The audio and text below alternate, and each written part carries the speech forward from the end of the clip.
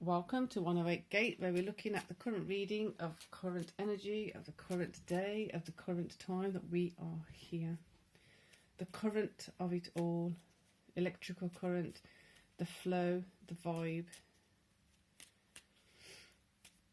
Very powerful energies flowing at quite strong velocity with this Lion's Gate. Let me know in the comments below what you're feeling from it. How are you experiencing it? Because the intensity of it is showing up for different people in different ways. Some are feeling it more physical, some are feeling it more emotional. Either way, know that you are protected. Feel the protection around you.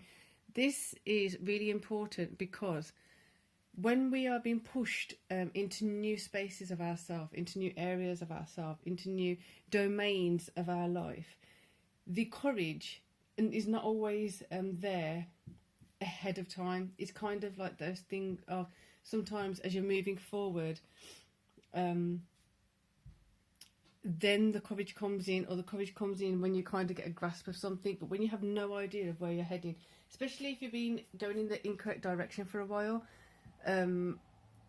then sometimes the courage is a little lingering in the back rather than it coming up forward. And as I'm talking about that, I'm going to show you a picture.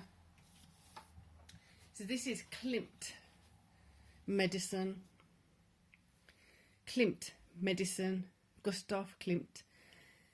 Saw this and wanted to get a print of it because it's just so strong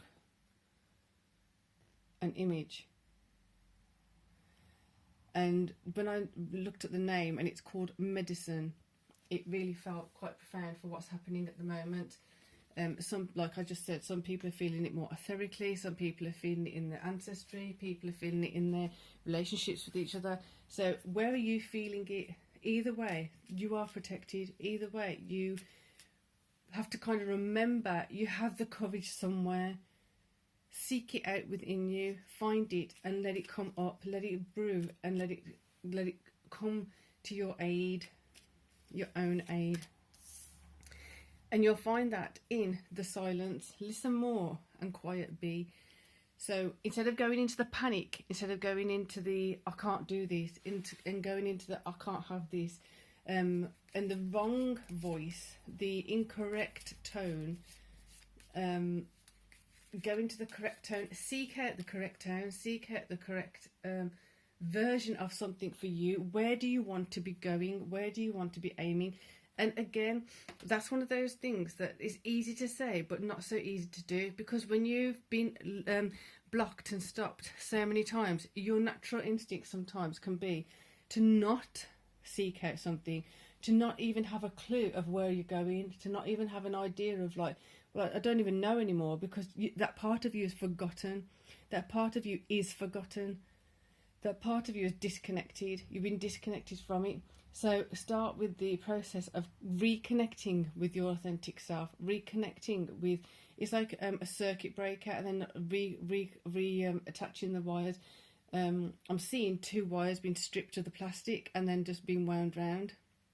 So they're connecting again, creating that loop, creating that connection, creating that circuits within yourself, reconnecting the healthy ones, healthy.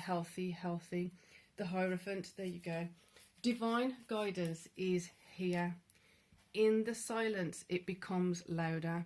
The silence is full at the moment with epiphanies. The epiphanies are so profound that it actually does have the capacity to just stop you in your tracks. I hadn't thought of that before. I hadn't thought of it that way. You felt it, but you couldn't quite articulate it. You couldn't quite put the words to it. Now, if you give yourself the chance, the words will start coming in. The words will start showing themselves. You, there, the medicine around, the healing around, the gestation of the healing, creating more things. The seeds that weren't able to have the conditions to grow before, start providing those seeds the conditions they need to grow, to thrive. Then you have Nine of Wands, right? So what keeps you up at night? I know it's usually the Nine of Swords, and Nine of Wands is usually the mastery of something, or you're coming up to the mastery of something. But the Nine of Wands is about the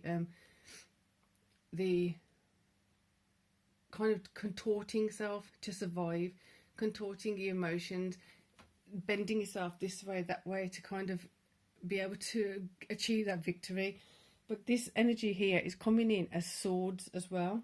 So where have you had to, you kind of hurt yourself by contorting yourself, because at the time you may not have had the skills, you may not have had the ability, you may not have had the know-how, you may not have had the experience to protect yourself in a different way that you needed to. So now, knowing that that protection is already there, step forward. I've used this analogy before.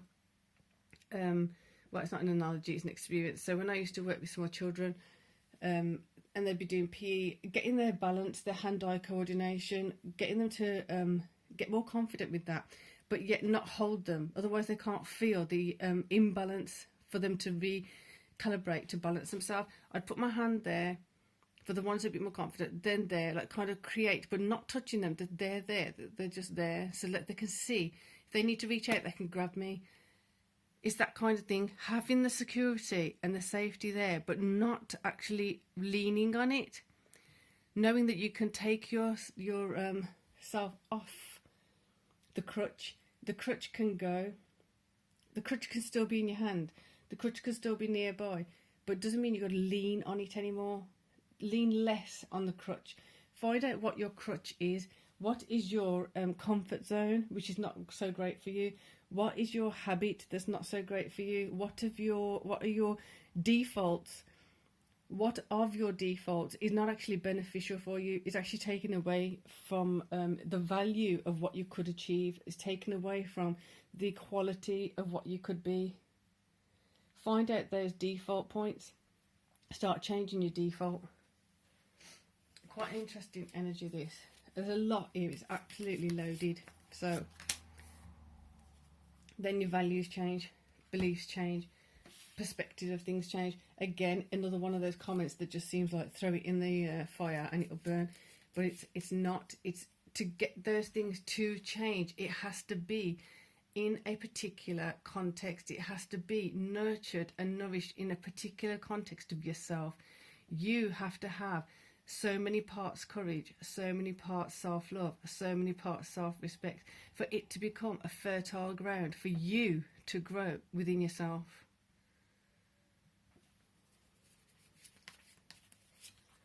And then you've got the action. Then you've got the growing. Then you've got the prosperity. Then you've got the everything knows where to come, because its ability to find you can increase. Your ability to hold what's looking for you, what wants to come to you, what is you, is increasing.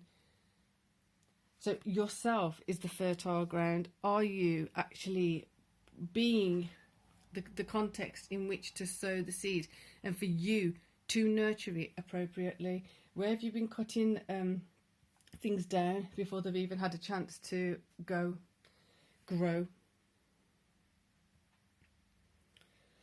A lot to ponder, a lot to consider. Highly recommend listening to that again. Please do join us, subscribe and hit the bell so you can be informed of subsequent readings. And for now, please do let me know how this Lionsgate is impacting you, because it is an interesting one. Next year, if my calculations are correct, it should be a 888. 888.